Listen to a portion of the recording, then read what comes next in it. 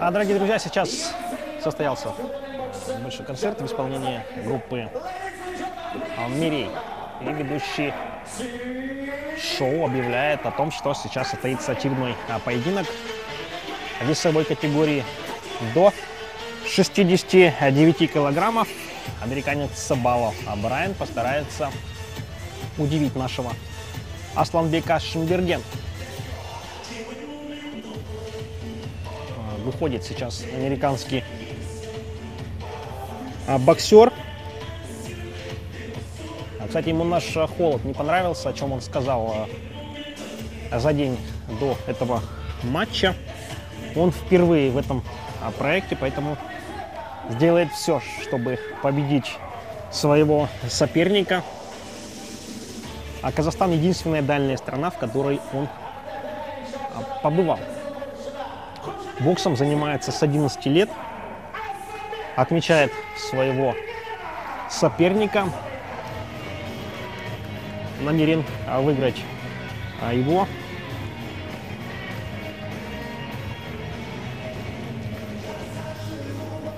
И вот Асланбек Шимбергенов сейчас на ваших экранах. Приветствует его публика. Сейчас он дебютирует в WSB. Первый поединок для Асланбека Шимбергенова. На последнем чемпионате Казахстана в Таразе он одержал победу в своей весовой категории до 69 килограммов. Напомню, что эта весовая является, вернее, называют ее казахстанской, за счет того, что на нескольких олимпиадах сразу казахстанские боксеры одерживают в ней победы. А Мурзагалиев Айджанов заявил, что Шимбергенов очень ярко себя проявил и понравился тренерскому штабу национальной сборной. Вот он на ваших экранах появляется на ринге. И в Таразе он получил награду как лучший боксер чемпионата.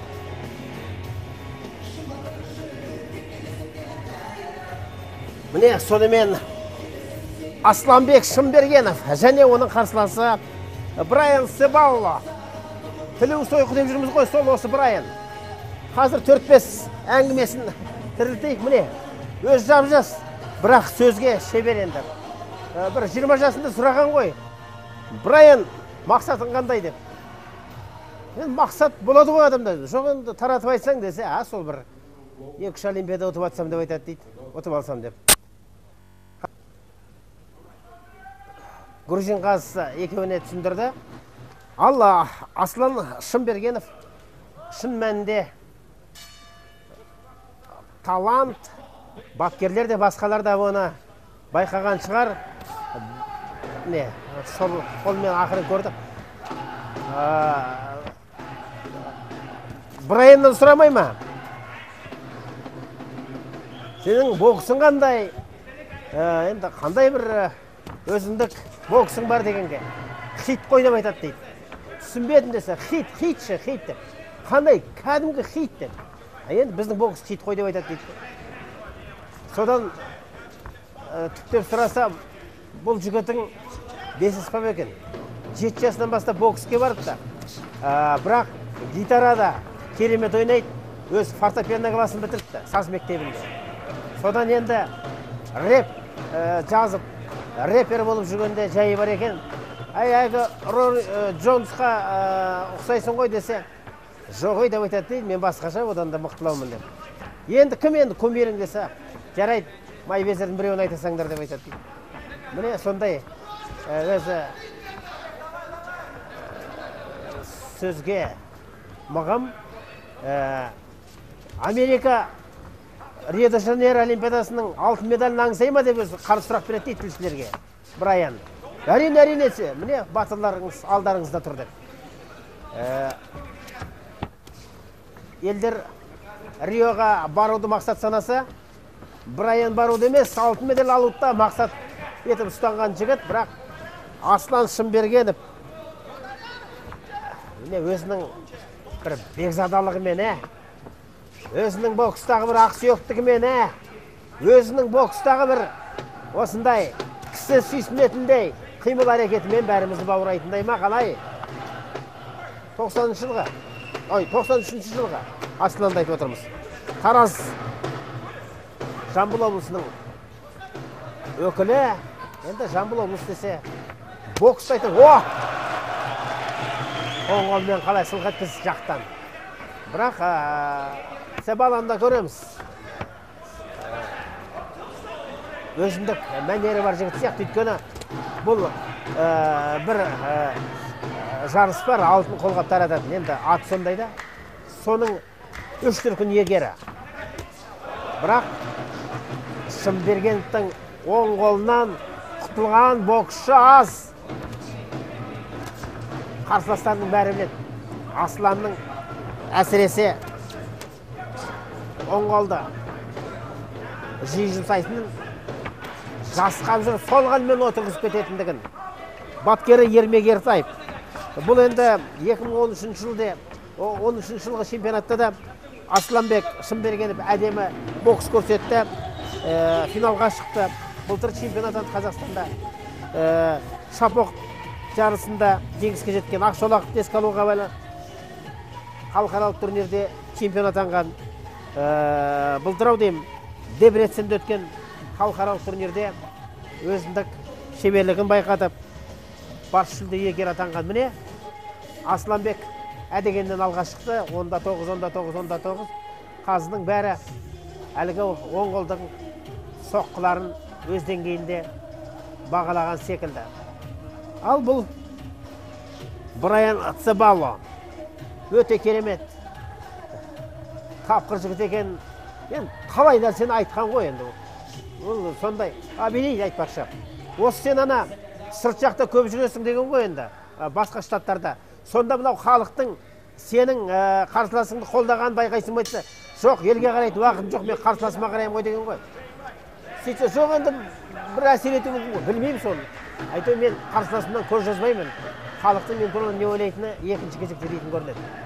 Сонда қарап жүресің қарсыласыңа, не ойлайсың десе, сонда болсын таратып айта алмаймын. Сол маған келгендер айту, маған қарағыштайды. Мен солардың осы тұсын көріп тұрам дейді, бірақ ол Асланбек емес. Не Асланбек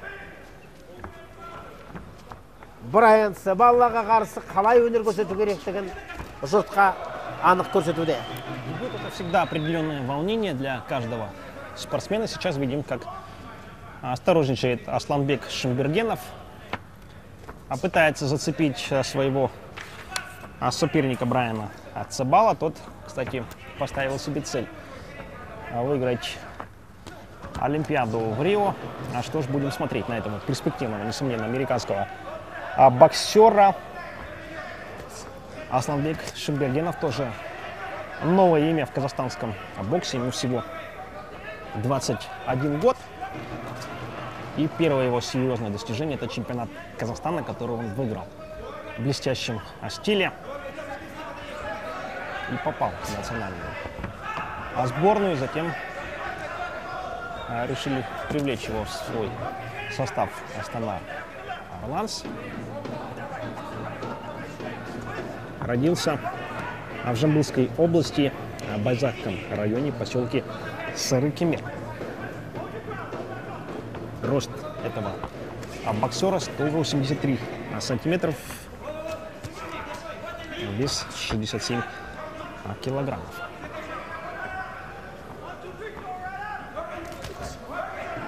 Да, загнал в угол своего соперника Асланбек и пытается сейчас поразить цель. Выжидает момент, немножко перетягивает со временем, но думаю, что опыт к этому боксеру придет со временем. А пока что все идет нормально, правда, активных действий со стороны Асланбека маловато. Этим же грешит и его соперник, пытается решить все на дальней дистанции, очень длинные руки у американского боксера. Здесь частенько мажет Брайан, и нужно этим обязательно пользоваться Асланбеку. Отлично действует ногами наш боксер, по активности бы чуть прибавить. Второй раунд завершается. И пока что отдать предпочтение кому-либо очень тяжело. Вот здесь пропускает удар Асланбек и звучит гонг. Сейчас посмотрим, кому же отдадут предпочтение. Судьи, да, волнуются. Шумбергенов, это видно. И настраивают сейчас его тренеры Арланов, Марат Джакиев и Нурлан Акурбек. Сейчас смотрим повтор. Промахнулся Асланбек и тут же пропустил. Рефери безоговорочно дает преимущество нашему боксеру по итогам второго раунда. Ну что ж, хорошая новость, и нужно обязательно продолжать в том же духе. Об этом ему говорит и Александр Стрельников, тренер Арланов, настраивает молодого боксера, связывают с ним определенные надежды, а тренерский штаб нужно оправдывать. Третий раунд, и снова джебом пытается действовать сейчас Асланбек, идет назад. Во время попыток Брайана Цибала атаковать здесь едва не попал в цель Шумбергенов и промахивается Цибала.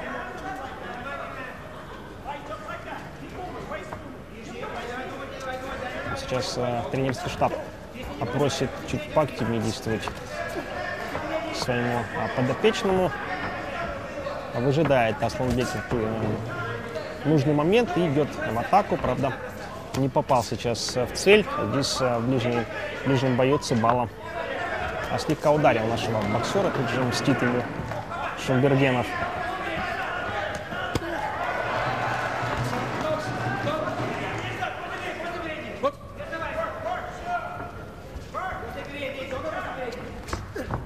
Вот обмениваются сейчас обоюдными ударами Шумбергенов и Цибала. Назад пятится американский боксер, отходит. Здесь едва в угол его не загнал сейчас Шумбергенов. Нужно как-то поактивнее сериями ударов, и тогда, возможно, растеряется от Цибала.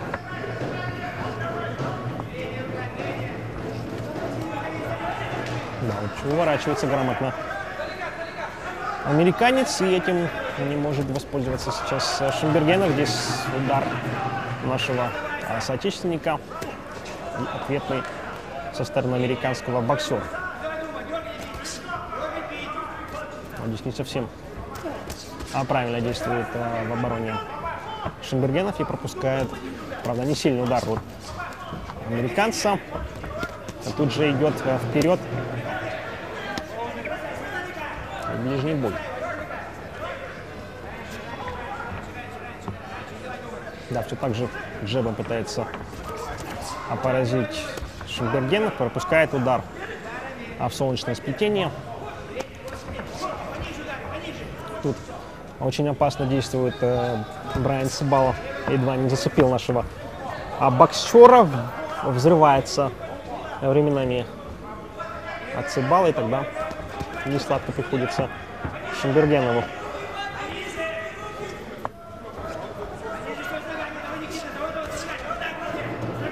Снова не попадает в цель казахстанский боксер.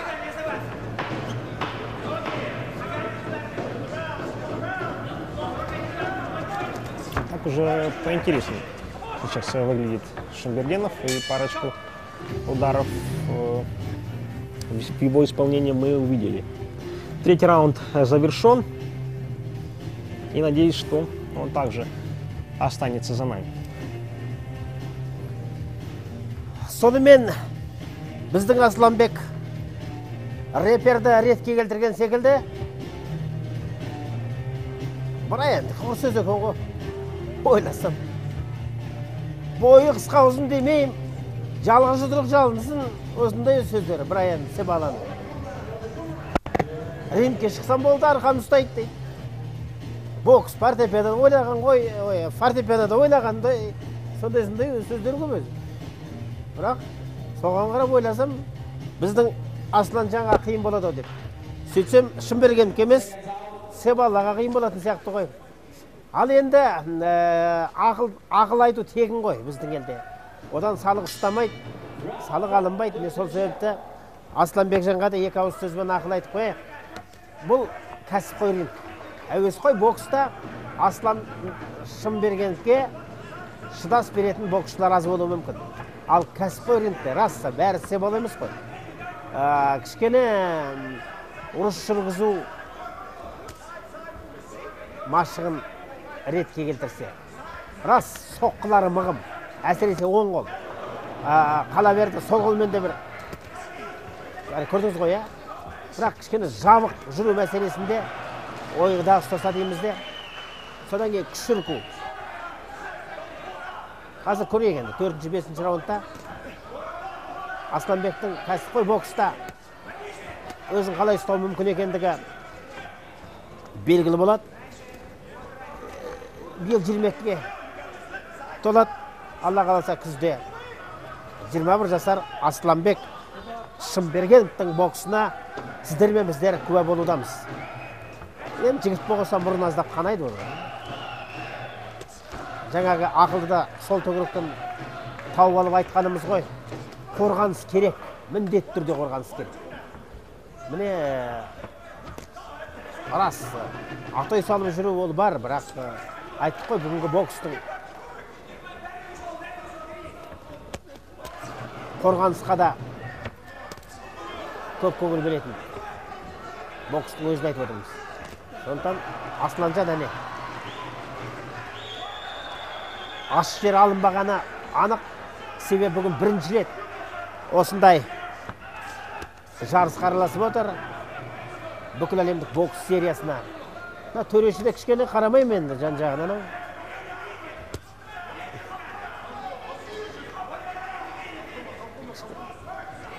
Қан тоқтатса тыныс алу оңай болар еді деген. Жарайды. Ал Асланжан енді 3-4 соққа сонымен Себаланың да мәселесі бүтіндей шешіледі. Міне осылай. Сол қолда жақсы. Көрдіңіз ғой, жаңа айтқанымыз сол ғой. 3 раунд Аслан ешкімге дес бермейді. 4-ші раундтан бастап кәсіпқой боксқа машықтанған боксшының шоқтығы биіктей түседі. Күші енді көбірек қалады ғой. Өйткені күшті жұмсауды біледі. Қазір міне төреші енді ғана байқады. Осы бағаны істеу керек еді ғой. Неге дейсіз ғой? Анау танау енді қанға толып тұр ғой енді. Соны кішкене таңдап берсе, демалу мәселесі оң шешіледі ғой. Дұрыс міне ғой. Ал Брайаныңыз сол 4-5 раундтарда өзін көрсетуге тырысатын секілді, бірақ Шынбергеновке қазір шындап күресу керек. Міне, осындай қарсы соққылар, күтіп алу. 4-ші раунд аяқталды енді.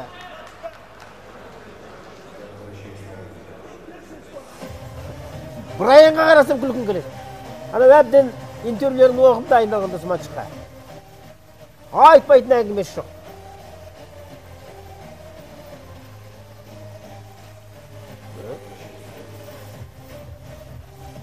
Арманың не десе, арман деген не дейді? Жоқ енді бір табыстар төңірегінде толғанатын шығас десе. Дұрыс, төрешілер. Бірақ мәселе бағына бітіп қойды ғой. 39-да 38 болар ары кетсе. Ай,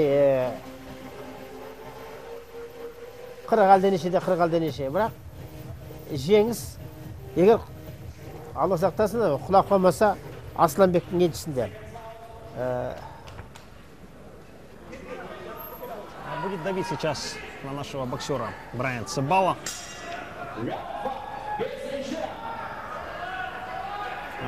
Потекла кровь у Асланбека Шынбергенова, и рефери приходилось временно приостанавливать бой. Не сразу заметил судья, и тут же бой возобновился. А несколько точных ударов от Брайана Себала наш боксер пропустил, и это стало... Это вылилось в то, что рефери отдали предпочтение после 4-го раунда нашему сопернику, но нужно все исправлять. Время еще есть, порядка 2 минут осталось обоим боксерам боксировать в последнем заключительном раунде, и выжидает подходящий момент сейчас Шимбергена. Пошел в атаку и получает ответный удар. И снова бьет правой боковой наш боксер.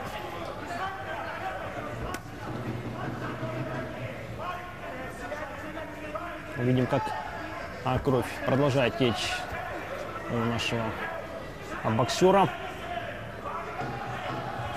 И активная поддержка со стороны карагандинских болельщиков, возможно, чуточку давит на нашего боксера, учитывая, что это и дебют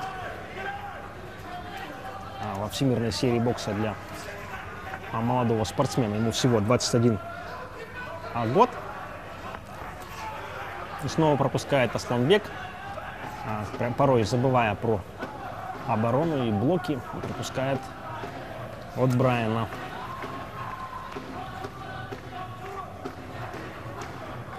И снова выжидает момент. Оба боксера подустали, да, непривычно, конечно, действовать и Цибала, и Шимбергену выдержать все 5 раундов. Напомню, что они оба дебютируют в WSB, поэтому, может быть, нужно время, чтобы привыкнуть для того, чтобы боксировать в подобном темпе.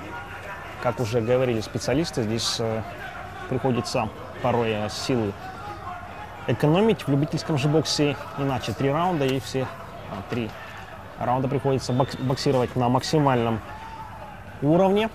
И тут же Шимбергену приходится перестраиваться.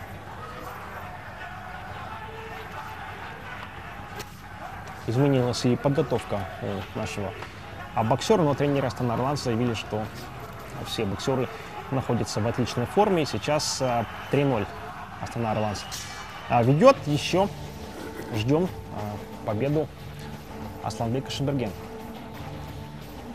Айналайын, Асланбек ұнады. Бәріңізге де ұнаған шығар. Танау қанат дейсіз бе? Танау қанамай табыс қайда? Талқан тәтті. Талқаннан Брайанның да таласы бар. Ол да үлкен үміт ұстанған, керемет тер төккен. 7 жасында әкесі өзінің сөзі. Мақсатың қандай десе, мақсат әкемнен сұра деген ғой. Неге десе, 7 жасында әкем бокс үйірмесінің ешкін ашып кіргізіп жіберді. Содан бері сонда жүрміз, енді әкемнен сұрамайсыз ба енді? Мақсаты қандай болған екенін. Өзің жүдесе, мен енді бокста жүре беремін ғой деп айтады. Міне сол Брайан Цибала 4-5 раундтан міне. Көрдіңіз ғой, репер ғой әлі. Тыпыршып, арқасы бар өзінің, Жоқ, Асланбек жеңді ол. 5 раундтан есеп қалмаймыз. Жігіт екен. Айналайын, рахмет, боксыңа рахмет.